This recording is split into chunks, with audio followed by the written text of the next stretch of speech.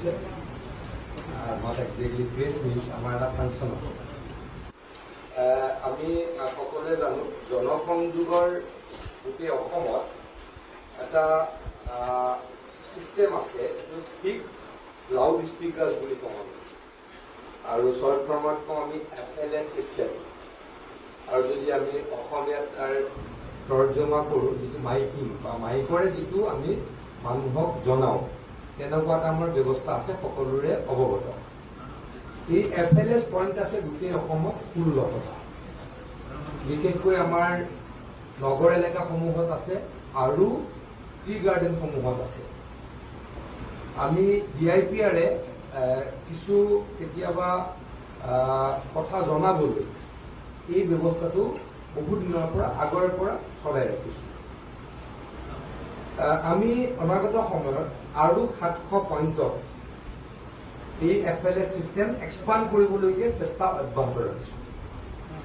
বাট মই এইটো ভাবোঁ যে 1600 আৰু 1700 মানে 2300 এনাফ নহয় অনাগত ভৱিষ্যতত আৰু কৰিবলৈকে চেষ্টা কৰিম কিন্তু এই মুহূৰ্তত 1600 ফাংচনেল FLS পইণ্টছ আছে আৰু এই বছৰ আমি 700 কৰিবলৈকে চেষ্টা কৰিম আৰু আমি কেতিয়াবা বিশেষ উদ্দেশ্যৰে আমি বিভিন্ন কথা বতৰা ৰাইজৰ আগত প্ৰকাশ কৰাৰ উদ্দেশ্যে বা ৰাইজৰ মাজলৈকে লৈ যাবলৈ এই আমি FLS চিষ্টেমটো ব্যৱহাৰ কৰোঁ কিন্তু আমি এটা সৰু নতুনকৈ সংযোজন কৰিব খুজিছোঁ এই FLS চিষ্টেমৰ যোগেদি এইটো হৈছে জনসংযোগ বাতৰি আমি প্ৰাৰম্ভিক পৰ্যায়ত এই জনসংযোগ বাতৰিৰ ব্যৱস্থাটো 3 দিনীয়া কৰিব খুজিছোঁ সপ্তাহৰ 3 দিনত এটা বুলেটিনে চলিব মানে যিহেতু প্ৰাৰম্ভিক পৰ্যায়ত আমি ইমান প্ৰফেচনেল হ'ব পৰা ইমিডিয়েটলি পৰা নাই কিন্তু চেষ্টা এটা কৰিছোঁ এনেই মাইকখিনি বা এই চিষ্টেমটো বহি যাতে নাথাকে পৰৱৰ্তী সময়ত আৰু আমি নিশ্চয়কৈ সক্ৰিয় কৰিবলৈকে চেষ্টা কৰিম আৰু এই নিউজ ৰাতিপুৱা 9:30 বজাত পঢ়া হ'ব আৰু আবেলি 6:30 বজাত পঢ়া হ'ব পঢ়া মানে ৰেকৰ্ডিং থাকিব আৰু সপ্তাহত 2 দিনকৈ হ'ব অনাগত ভৱিষ্যতত প্ৰত্যেক দিনাই এই নিউজ পঢ়াৰ ব্যৱস্থা কৰিবলৈকে প্ৰয়াস কৰিম আৰু যিহেতু বাতৰি মানে বাতৰি সত্যৰ ওপৰত প্ৰতিষ্ঠিত হ'ব লাগিব আৰু নিৰপেক্ষতাও যাতে অৱলম্বন হয় তাৰ কাৰণে মই DIPRৰ প্ৰত্যেকজন বিষয়া কৰ্মচাৰীক আৰু বিশেষকৈ এই বাতৰিৰ লগত যিসকল জড়িত ব্যক্তি থাকিব তেখেতলোকক মই অনুৰোধ কৰিম মিছা বাতৰি যাতে প্ৰকাশ নহয় উদ্দেশ্যপ্ৰণোদিত যাতে বাতৰি প্ৰকাশ নহয় লাগিলে চৰকাৰৰ ভাল হওক তেনেকুৱা কথা আমি নিবিচাৰোঁ মাননীয় মুখ্যমন্ত্ৰী ডাঙৰীয়াই মোক এইখিনি সংযোজন কৰিছে মই যেতিয়া ডক্টৰ হিমন্ত বিশ্ব শৰ্মা ডাঙৰীয়া মাননীয় মুখ্যমন্ত্ৰী এই আঁচনিটোৰ বিষয়ে জনাইছিলোঁ বা এই বাতৰিৰ জনসংযোগ বাতৰি ব্যৱস্থাটোৰ বিষয়ে তেখেতক জনাইছিলোঁ তেখেতে মোক এটাই পৰামৰ্শ দিছিলে যে আমি ইম্পাৰ্চিয়েল হ'ব লাগিব নিউট্ৰেল হ'ব লাগিব আৰু সঁচাৰ ওপৰত প্ৰতিষ্ঠিত বাতৰি হ'ব লাগিব সেইটো আমি নিশ্চয়কৈ পৰ্যবেক্ষণ কৰিম পৰৱৰ্তী সময়ত আপোনালোকৰ কিবা যদি এডভাইচ থাকে আমি সাদৰেৰে গ্ৰহণ কৰিম আৰু আপোনালোকৰ যোগেদি অসমৰ প্ৰত্যেকগৰাকী ব্যক্তিকো অনুৰোধ জনাম যদি কেতিয়াবা এনেকুৱা কোনোবাই উপলব্ধি কৰে বা কাৰোবাৰ উপলব্ধি হয় এই বাতৰিটো ভুলকৈ প্ৰচাৰিত হৈছে এই বাতৰিটো সত্যৰ ওপৰত প্ৰতিষ্ঠিত নহয় আমাক যদি তেখেতলোকে জনায় অত্যন্ত সুখী হ'ম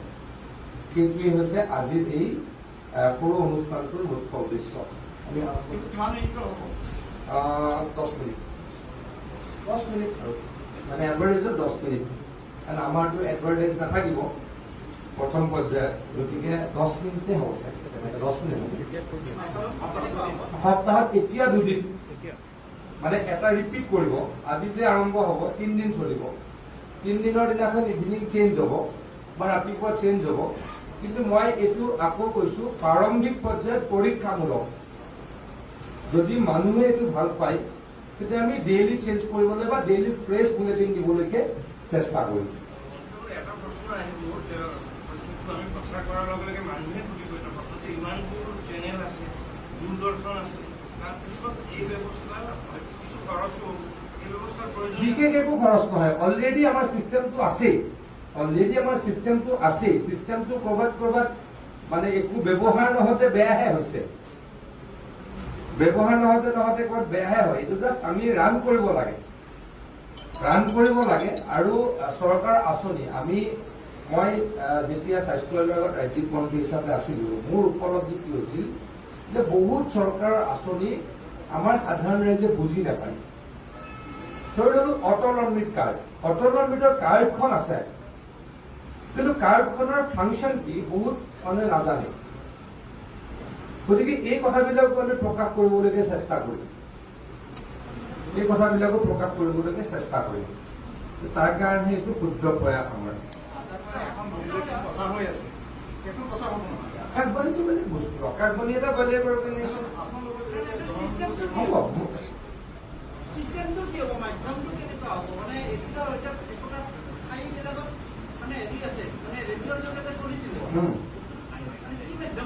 মানে আমাৰ তাত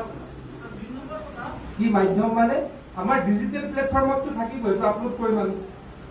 প্লাছ আমাৰ যিটো ৰেকৰ্ডিং হ'ব ৰেকৰ্ডিংটো আমি তাত বজাই দিম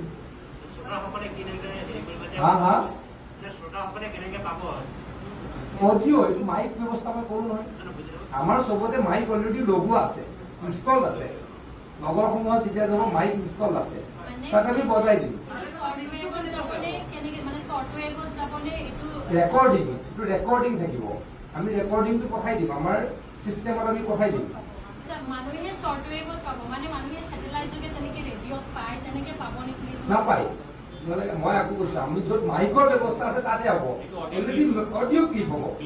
অডিঅ' প্লে হ'ব মাইকৰ ব্যৱস্থাটো মই কৰো দেখোন অলৰেডি আমাৰ পাৰ্টিকুলাৰ প্লেচত মাইক আছে এইটো সাৰ্বজনীন নহয় আমি প্ৰথমে কৰিব আছে 1600 পইণ্টছ আছে আমাৰ সেই পইণ্টছতে উপলব্ধি হ'ব এইটো সাৰ্বজনীন নহয় ষ্টেচনত হ'ব মই অলৰেডি কৈছো মই এইটো এই ব্যৱস্থাটো আছে অলৰেডি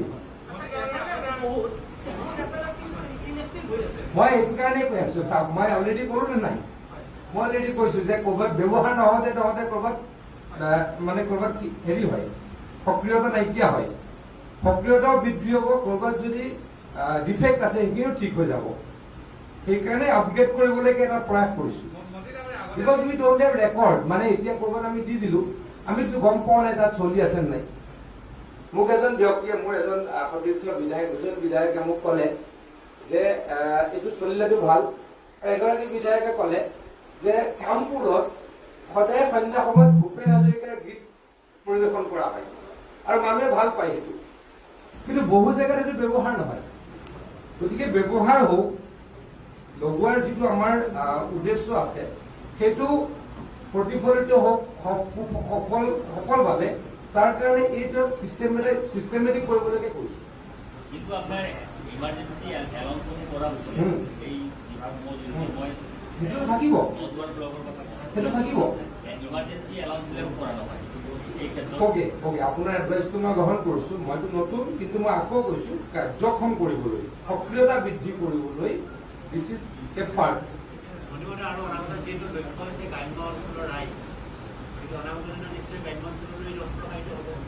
মইতো ক'লো যে এইবাৰ 700 আকৌ কৰাৰ টাৰ্গেট লৈছো টাৰ্গেট এচিভ কৰিব পাৰোঁ নকৰোঁ বেলেগ কথা বাট উইল ট্ৰাই টু এক্সপাণ্ড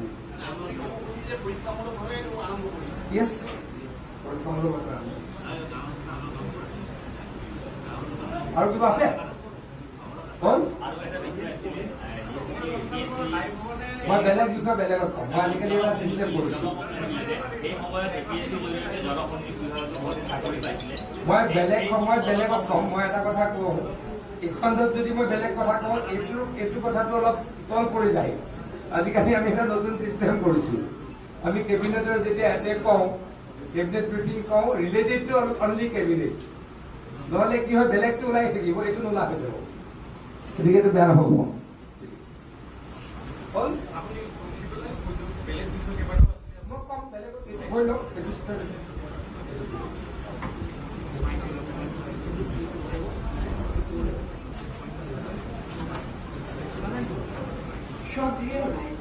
আগবঢ়াবলৈ লৈছো জনসংযোগ বাতৰি পঢ়িছো শিক্ষা মুখ্যমন্ত্ৰী ডক্টৰ হিমন্ত বিশ্ব শৰ্মাৰ পৌৰোহিত্যত যোৱা 30 জুন তাৰিখে ৰাজ্যিক কেবিনেটৰ এক গুৰুত্বপূৰ্ণ বৈঠক অনুষ্ঠিত হয়। বৈঠকত গ্ৰহণ কৰা সিদ্ধান্ত অনুসৰি এতিয়াৰে পৰা অসমৰ সশস্ত্ৰ আৰক্ষী বেটেলিয়নসমূহৰ কনিষ্টবলৰ পৰা আৰম্ভ কৰি উপ পৰিদৰ্শক পৰ্যায়ৰ বিষয়া জোৱানক নিজ গৃহলৈ যাবলৈ বছৰি এমাহৰ বাধ্যতামূলক ছুটী প্ৰদানৰ লগতে বেটেলিয়ন চৌহদৰ আৱাসগৃহত সপৰিয়ালে থকাসকলক বছৰি 10 দিনৰ বাধ্যতামূলক ছুটী প্ৰদান কৰা হ'ব। ৰাজ্যখনৰ সুলভ মূল্যৰ দোকান আৰু সমবায় সমিতিসমূহে প্ৰতি কুইণ্টল চাউলৰ বাবদ লাভ কৰা কমিছনৰ পৰিমাণ 143 টকালৈ বৃদ্ধিত ৰাজ্যিক কেবিনেটে অনুমোদন জনায়। সুলভ মূল্যৰ দোকানৰ বাবে সামগ্ৰী মজুতকৰণকে ধৰি অন্যান্য সেৱা আগবঢ়োৱা ৰাজ্যৰ 860খন সমবায় সমিতি বাৰ্ষিক 5 লাখ টকাকৈ প্ৰদানৰো কেবিনেটত সিদ্ধান্ত গ্ৰহণ কৰা হয়। কেবিনেটে চতিয়া সমষ্টিৰ বিধায়ক পদ্ম হাজৰিকাক কেবিনেট মৰ্যাদা প্ৰদানৰ বাবেও সিদ্ধান্ত গ্ৰহণ কৰে। সাম্প্ৰতিক কোভিড পৰিস্থিতিৰ পৰিপ্ৰেক্ষিতত অনলাইন শিক্ষা ব্যৱস্থা আগবঢ়াই নিয়াৰ বাবে ৰাজ্যৰ সকলো ঠাইতে যাতে মোবাইল নেটৱৰ্ক ভালদৰে উপলব্ধ হয় তাৰ বাবে মোবাইল টাৱাৰ স্থাপনৰ দিশত প্ৰয়োজনীয় পদক্ষেপ ল'বলৈ তথ্য প্ৰযুক্তি বিভাগক দায়িত্ব অৰ্পণৰ বাবেও ৰাজ্যিক কেবিনেটে সিদ্ধান্ত গ্ৰহণ কৰে। আনহাতে জনতা ভৱনস্থিত মুখ্যমন্ত্ৰীৰ সভাকক্ষত যোৱা 30 জুনত আয়োজিত এক বৈঠকত মুখ্যমন্ত্ৰী ডক্টৰ হিমন্ত বিশ্ব শৰ্মাই ৰাজ্যৰ দক্ষতা নিয়োগ আৰু উদ্যমিতা বিভাগ তথা নিয়োগ আৰু কাৰিকৰী প্ৰশিক্ষণ সঞ্চালকালয়ৰ কাম কাজৰ পৰ্যালোচনা কৰে। বৈঠকত বিভাগীয় কাম কাজৰ বুজ লৈ তেওঁ ৰাজ্যৰ নিবনুৱাসকলৰ নাম পঞ্জীয়ন প্ৰক্ৰিয়াটো অধিক ক্ষীপ্ৰ কৰাৰ অৰ্থে এটা অনলাইন পৰ্টেল আৰম্ভ কৰাৰ বাবে নিৰ্দেশ দিয়ে। এই বৈঠকতে মুখ্যমন্ত্ৰীয়ে ৰাজ্যৰ বিভিন্ন স্থানত নিৰ্মীয়মান অৱস্থাত থকা 6খন ITI শীঘ্ৰে কাৰ্যক্ষম কৰা তথা ঔদ্যোগিক প্ৰশিক্ষণ প্ৰতিষ্ঠানসমূহে পৰিবহণ বিভাগৰ সৈতে সমন্বয়েৰে ৰাজ্যখনৰ 5000 নিবনুৱা যুৱক যুৱতীক গাড়ী চলানৰ প্ৰশিক্ষণ প্ৰদানৰ বাবে প্ৰয়োজনীয় ব্যৱস্থা ল'বলৈও নিৰ্দেশ প্ৰদান কৰে। আনহাতে সেইদিনাই বিয়লি মুখ্যমন্ত্ৰীগৰাকীয়ে নিজ কাৰ্যালয়ৰ সভাকক্ষত এক বৈঠকত মিলিত হৈ জনতা ভৱনত নতুন ব্লক নিৰ্মাণৰ বাবে লোৱা পদক্ষেপ আৰু দিছপুৰৰ ৰাজধানী চৌহদৰ অন্যান্য আন্তঃগাঁথনি সম্পৰ্কীয়